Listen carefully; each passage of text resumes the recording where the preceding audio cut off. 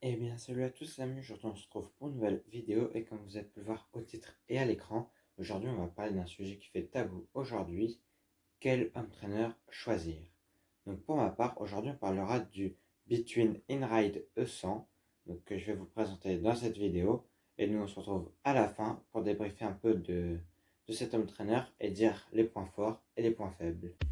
Et voilà, donc on se retrouve, la puissance max de ce home trainer est de 550 watts. Donc elle a un contrôle au freinage magnétique. Donc là nous pouvons voir le freinage magnétique juste à côté de la résistance. Voilà. Nous avons aussi une roue d'inertie de 1,17 kg. Donc ce qui est déjà pas mal pour un home trainer de ce type pour 550 watts. Voilà. Nous avons aussi une très grande facilité de montage comme nous pouvons le voir. Le vélo va être pris en étau entre deux boulons comme ceci. Donc on ouvre et on ferme la poignée.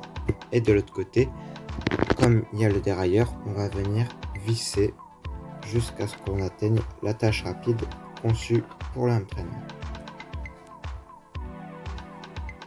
Donc il a une résistance en élastomère, donc ce qui le rend très silencieux. Donc voilà, nous pouvons voir de plus près. Après plus de 6 mois d'utilisation, nous pouvons voir que la roue s'est très peu usée, donc ce qui est très positif. Donc voilà, pour terminer, ce home trainer prend très peu de place pliée, comme nous pouvons voir, la roue se rentre. En largeur, il est pas très large et en longueur, une fois plié, on le voit pratiquement plus. Donc voilà, un très bon home trainer pour son prix. Voilà donc le Between InRide 100 avec la technologie magnétique.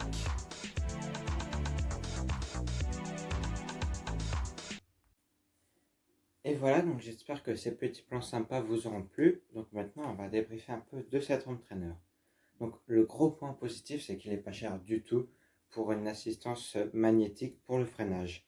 On est ici sur un home trainer au prix de 100 €, donc de la gamme Between InRide 100. Donc c'est vraiment pas mal, hein, c'est un bon budget déjà, mais très raisonnable pour un home trainer. Peut-être son point faible, c'est le fait qu'on est obligé de mettre la roue arrière, pas comme sur d'autres entraîneurs où on met que la cassette de notre vélo et on peut aller rouler sans la roue. Là, on est obligé de mettre le vélo entier, donc ce qui peut abîmer légèrement votre pneu, mais bon, il existe des pneus spéciaux, pas de souci pour ça. En plus du packaging, vous devrez acheter un support pour roue avant, car il n'est pas fourni dans le paquet.